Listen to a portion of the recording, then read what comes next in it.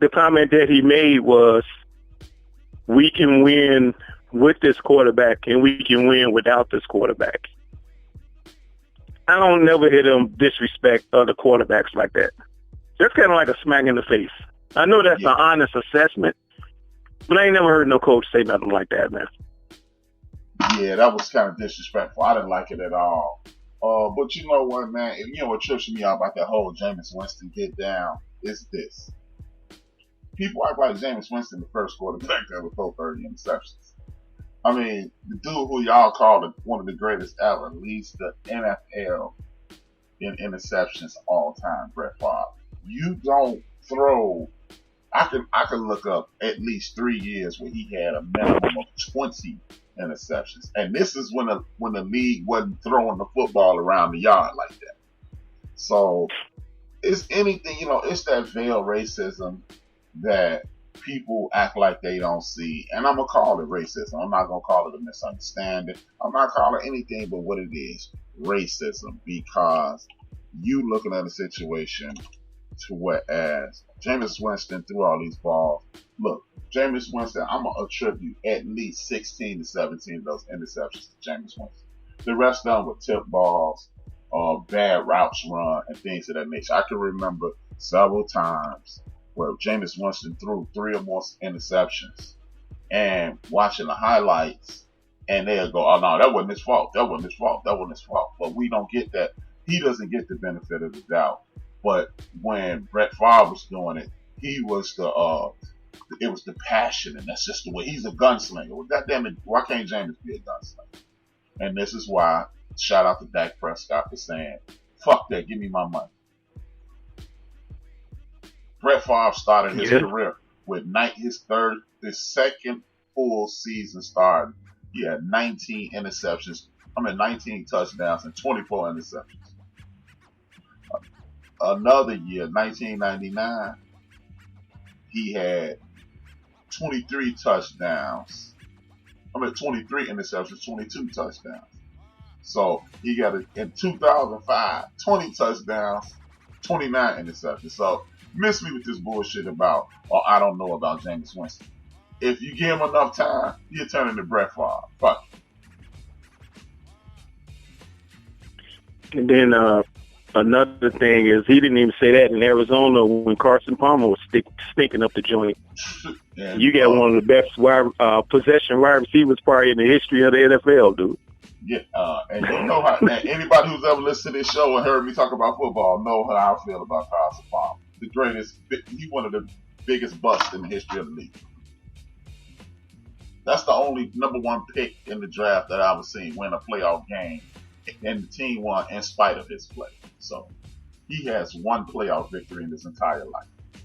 So, and they did a football like about his bum ass. So Jameis Winston is in like, if we use the Carson Palmer Brett Favre comparison, Jameis Winston should be a Hall of Famer any day.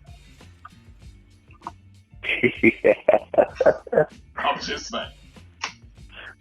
I mean, that Martin throws some touchdowns. I mean, throw down on turnovers, so he got that stigma on him, though, man. Yeah, I mean, he takes chances, but hey, why ain't he a damn gunslinger? Everybody else is a gunslinger. Jameis Winston a fuck up. I ain't trying to hear that shit. Run the damn football, and then they won't sit back there in the goddamn cover 2 with linebackers back there. The safety's too high. The linebackers in the middle of the field, and DB's playing a zone. And he won't throw so many interceptions. Then you'll be forced for people to come down in the box, and then there'll be one-on-one. People like Mike Evans and their tight end, they'll be one-on-one, and it's game over. But they don't do that. They just throw the ball 50 times a game, and then he getting the hell beat out of him with that shoddy ass line. And then it's your fault, James. But we're going to stick up for Eli. We're going to stick up for Carson Palmer. We're going to stick up for Brett Favre. The rest of these old bum ass white guy quarterbacks. I ain't trying to hear that shit, man. And it's not, and anybody knows they know I'm a Jameis fan, but it ain't a Jameis fan thing. It's a brother thing. I'm listening. What you think about, Drew Brees might be retiring, and Do you think they're going to re-sign Teddy Bridgewater or keep Taysom Hill? I think ultimately Teddy Bridgewater is going to end up in Miami, where he would have been last year, where he should have been last year. But I think they're going to do Taysom Hill. I do believe Drew Brees is going to retire simply because that's why Russell Wilson let him start in the Pro Bowl Sunday, which was horrible. It was like watching practice. But I do believe I think Drew was out of here. But ever since he made that statement about Kaepernick, fuck Drew Brees. That's how I feel. Everybody love him, but fuck him. The Bengals drafted Carson Palmer, and they finna draft this kid from LSU, and he gonna be a fucking bum too, because he got them dogs that he got in LSU. Let's not forget, this dude had 16 touchdowns in 12 games last year, and then the new offense came in, he picked up. I think dude gonna be a borderline Rudy Poo too. So everybody who's going, ooh, he gonna take over the league. Hey, I remember he was stinking up the joint 365 days ago, wasn't nobody talking about homeboy. It's another case of the what's the boy name? Achilles Smith, Alex Smith, the boy who left out of Oregon. That's a name from the past. My man Marcus Russell, and a whole line of other busters. What's the boy who got picked with Peyton Manning? A whole line of other busters that got drafted at the top of the Carson Palmer, first pick. This dude gonna be the first pick, Joe Burrow, and he's gonna be a fucking scrub too. He might have a chance though, because that running back with the Bengals is nice. Old boy who smacked the girl in Oklahoma, I can't think his name right now. Joe Mixon. Joe Mixon is nice, so that might save him. But I'm not impressed by him. You know, everybody want to be prisoners of the moment and talk about how dope homeboy is. Let's not forget, man. Dude was looking like Captain Average last year, man. I mean, for last season, he was looking like Captain Average. He was looking like just another guy on the football team. And they put that offense in there. It's a track team. Man. I want to know whether Bears can. As of this point, they're like $15 million in cap space. They can cut Princeton Mukamura.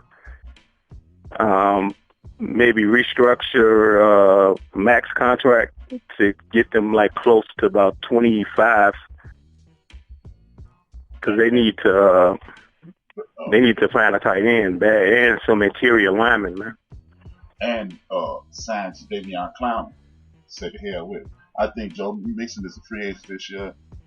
I have to look it up. I think so, but I don't think they're gonna let my girl Tiffany Sports here. Thank you for participating. I don't think they gonna let Joe Mixon go though. Joe Mixon was the only shining light on that sorry ass team. If the Bengals got anything that resembles sense, which we historically have seen since Mike Brown took over, they don't really have a lot of sense. They better re-sign AJ Green too before his ass end up in New England. Y'all heard it from here first. I heard it here first. AJ Green gonna fuck around and sign, end up in New England, and then it's gonna be church on the move. That's what I was about to say. Either AJ Green or Amari Cooper. Yeah, one of them gonna end up there, man. And that either Amari Cooper gonna end up in New England or Green Bay. Watch. And that's gonna be the league's ass. Because he's definitely not staying there. But AJ's not staying in Cincinnati. Mike Brown is a big dummy, and he's just a big dummy with a whole lot of money. He's living proof that you can be a big dummy on a football team. Even the dude in Chicago, the lady in Chicago who owns the Dash, she's also a big dummy that owns a lot of on a football team. Most of them big dummies that own a football team. Well, we big dummies for rooting for this. She like 100 and shit. Yeah, she is 3-4 days older than my grandma Kobe. Well, is that it, Big Illinois? She know, yeah, man. I'm calling to show some love, man. Man, I really appreciate you, my brother. Feel free if you got something else to say. Call back. Until then, let me hit this music and give you a round of applause for participating. Thank you for listening to the show. Thank you for subscribing to the network.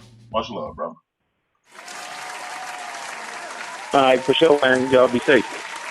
All right, peace. long time listener, former co-host of the End of the Bench podcast. My man Big Illinois, job didn't permit him to keep doing it. You know, he's a low-key drug dealer. Yeah, but he Tommy in Chicago. The man really ain't got no job. AJ to New England, Amari to Bmore. Well, that would be interesting. That would definitely be interesting. Sports Hill says her team will get Amari Cooper running next to Hollywood Brown and AJ Green up to the Patriots. But who the fuck gonna throw it to him? I've been telling y'all for a year now. I've been saying Jacoby Brissett gonna end up in New England. Just imagine if the homie Andrew Luck comes out of retirement, it's going down.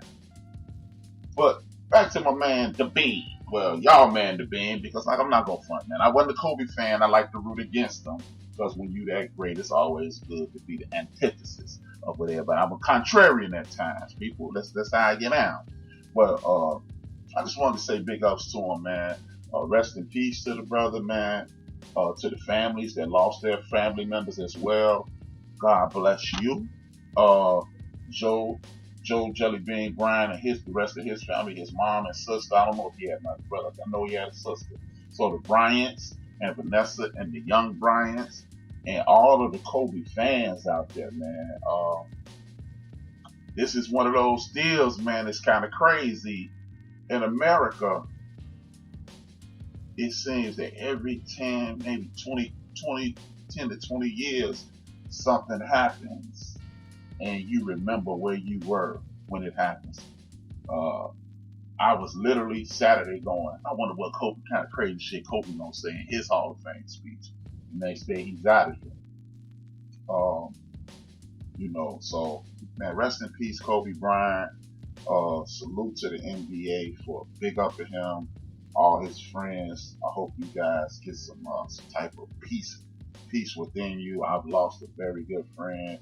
All the NBA guys crying and everything. It's horrible. They have to fly every day, so it's gonna be a little anxiety with that. But I'm just, you know what? I don't really, this has nothing to do with his death, but I really wish they cut this whole FBI probe thing out, just get that information to his family, because I don't really want to play the blame game and he shouldn't have done this and done that. Our brother Kobe Bryant is out of here. He's an inspiration to the world. We got people all over the world saluting him. This sets the bar extremely high. A lot of people say, well, you can't be this and you can't be that. Kobe Bryant said you could be anything. So rest in peace, Kobe Bryant. Everybody who's a fan of his, peace and blessings to you, his family, his wife, and his mom. And another thing off topic, ESPN, stop exploiting this damn death for fucking ratings, man. Don't keep putting the shit on TV, because Vanessa and his mom and his daughters and his friends and his fans, they miss him. They don't need to see it every 2 minutes. Maybe I'm wrong, but I just don't like Kobe's face being, it seems to me, starting to look like exploitation. Maybe I'm a cynic, but I don't want to see Kobe's face on TV 24 hours a day, so people can tune in and y'all get money off that. I mean, that's just the way I feel. I could be totally wrong, but let our brother rest, and rest in peace, Kobe, man. I'm gonna give you another little 10 seconds aside from Kobe Bryant.